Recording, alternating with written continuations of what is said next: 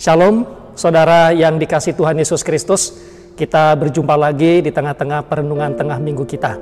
Saudara, tentunya kata resesi adalah satu kata yang sering kita dengar, yang sering kita baca. Oleh karena kata resesi ini berkaitan erat dengan kondisi pandemi COVID-19. Saudara, berkaitan dengan pandemik ini, ada resesi ekonomi yang secara umum ini adalah berkaitan dengan kemunduran tingkat ekonomi satu negara. Dan banyak negara-negara besar, negara-negara yang kuat ekonomi, juga mereka mengalami resesi ekonomi. Amerika, Prancis, Jerman, bahkan termasuk di Asia ada Singapura dan juga Korea Selatan. Demikian juga dengan beberapa negara dunia yang lainnya. Nah saudara, pandemi ini tidak hanya menimbulkan resesi dari sisi bidang ekonomi, tetapi pandemi ini juga memiliki potensi untuk juga memunculkan resesi emosi. Beberapa waktu yang lalu kita mendengar ataupun membaca tentang adanya seorang ibu yang menganiaya anaknya sampai anaknya meninggal oleh karena dia tidak mampu untuk mengontrol emosi dan juga perasaannya berkaitan dengan pembelajaran daring. Lalu dipukullah anak ini, lalu kemudian anaknya sampai meninggal. Pandemik ini yang memaksa untuk bidang pendidikan juga terimbas sehingga adanya pembelajaran secara online dan juga memberikan potensi untuk orang tua juga memiliki kecenderungan ataupun memiliki satu tantangan yang besar bagaimana resesi secara emosi juga bisa terjadi. Tetapi juga pandemik ini juga bisa memunculkan potensi resesi dari sisi relasi. Oleh karena ada batasan-batasan, oleh karena adanya sesuatu yang membatasi untuk orang bisa berelasi, sehingga ini memunculkan satu potensi untuk orang-orang bisa memikirkan dirinya sendiri dan tidak lagi mementingkan satu hubungan relasi ataupun komunikasi. Tetapi saudara, yang paling penting juga adalah adanya potensi, adanya resesi rohani. Nah saudara, kalau kita baca di dalam 1 Raja-Raja pasalnya yang ke-19, itu adalah kisah tentang Elia, di mana kalau kita baca di dalam pasal sebelumnya, di dalam pasal 18, adalah kisah bagaimana adanya satu kompetisi tentang menunjukkan siapakah Allah yang sesungguhnya antara Elia bersama dengan 450 nabi-nabi Baal. Dan di sana ketika Allah menunjukkan kuasanya untuk menyatakan bahwa sungguh Allah Israel adalah Allah yang benar, dan konsekuensinya adalah 450 nabi Baal kemudian disembelih di sana. Lalu di dalam pasalnya yang ke-19, ketika Ahab menyampaikan kepada Isabel istrinya perihal apa yang terjadi, perihal apa yang dilakukan oleh Nabi Elia, maka dengan penuh kemarahan maka Isabel menyampaikan sebuah pesan di dalam ayatnya yang kedua, bahwa besok Elia akan mengalami satu keadaan yang sama. Artinya adalah Isabel memberikan sebuah ancaman. Dan di dalam ayatnya yang ketiga, setelah didengar, maka ketakutan Nabi Elia, lalu ia bangkit, lalu ia pergi untuk menyelamatkan nyawanya. Nah saudara, di dalam ayatnya yang keempat, setelah ratusan kilometer ia pergi ke Beersheba, maka di sana ia menyerukan satu pernyataan, tanda bahwa ia mengalami satu resesi. Ia mengalami resesi secara emosi, ia mengalami resesi secara rohani, di mana ia kemudian berkata, cukuplah itu, sekarang ya Tuhan, ambillah nyawaku, sebab aku tidak lebih baik daripada generasi nenek moyangku.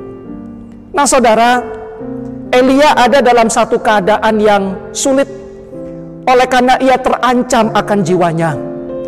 Tetapi di satu sisi, ia juga sadar bahwa ia memiliki keterbatasan dan juga ia secara struktur hierarki dari sisi kerajaan, ia tidak memiliki power untuk ia bisa melawan Raja Ahab maupun Isabel.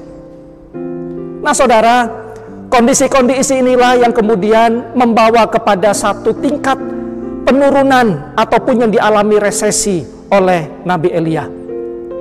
Saudara, Nabi Elia dia mengalami resesi secara emosi.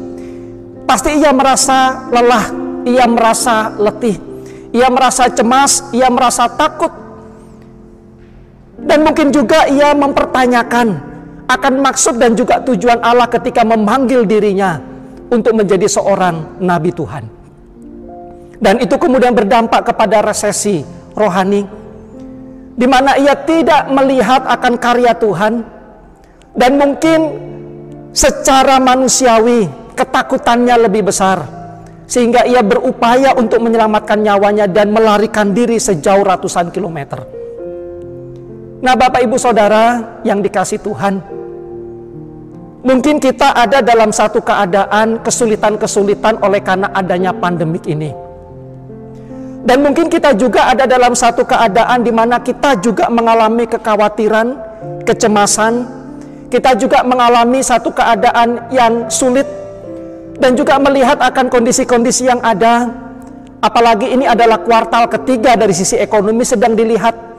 Apakah kemudian Indonesia pada akhirnya pada kuartal ketiga ini akan masuk dalam kategori negara yang masuk dalam resesi ekonomi ataukah tidak? Ini yang terus kita doakan. Tetapi saudara, sama seperti Nabi Elia, bahwa ada banyak situasi di luar daripada kendalinya untuk ia bisa menetapkan satu keadaan-keadaan yang ia harapkan. Ia tidak bisa untuk menetapkan dan juga menentukan apakah kemudian dengan keajaiban kuasa Tuhan orang akan berbalik, termasuk di dalamnya adalah Isabel. Ia tidak bisa mengendalikan banyak situasi, ia tidak mampu mengendalikan banyak hal, dan juga banyak keadaan di luar daripada harapan-harapannya.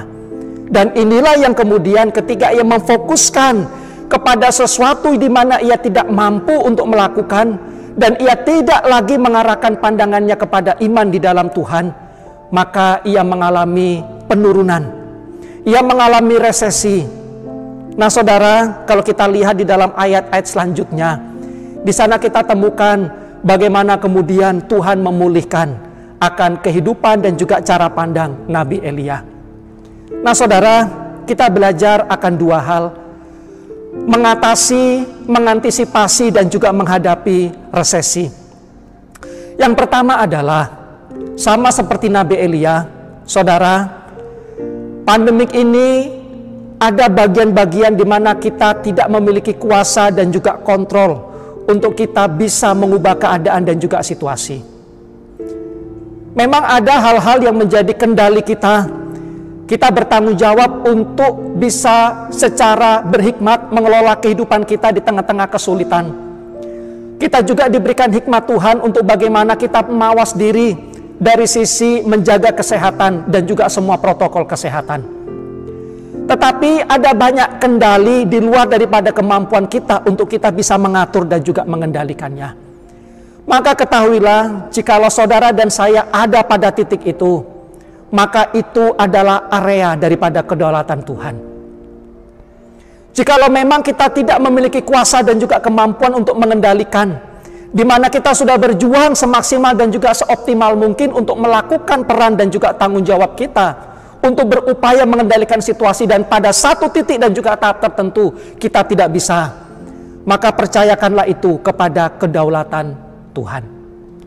Sekalipun keadaan-keadaan dan juga situasi itu tidak seperti yang kita harapkan, tetapi percayalah bahwa Tuhan dia mengendalikan segala sesuatu.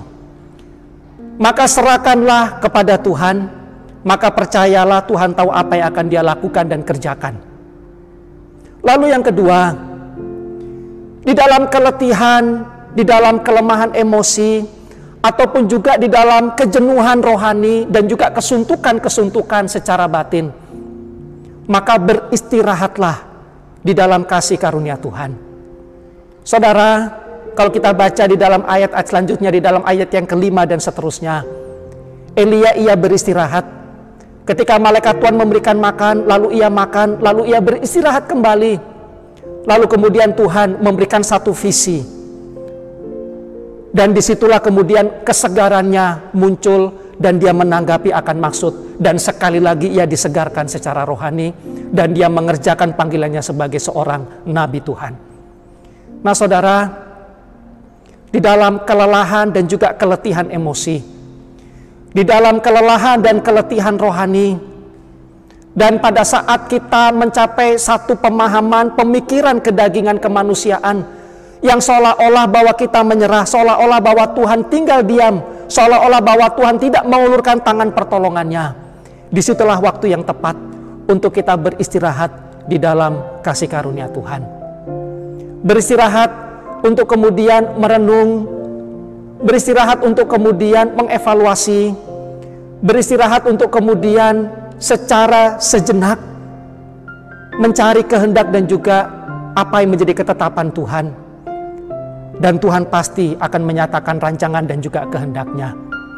Beristirahatlah di dalam kasih karunia Tuhan, dan pada akhirnya akan menolong kita untuk kita akan refresh kembali menanggapi panggilan Tuhan. Pada akhirnya, saudara yang dikasihi Tuhan, tetaplah bersemangat, tetaplah menjalani hidup, dan tetaplah berpandang kepada otoritas dan juga kedaulatan Tuhan. Terus mengerjakan bagian-bagian kita, terus melakukan seoptimal mungkin apa yang menjadi peran kita, dan selebihnya Tuhan tahu apa yang akan Dia kerjakan melalui dan juga di dalam kita. Tuhan Yesus memberkati. Shalom.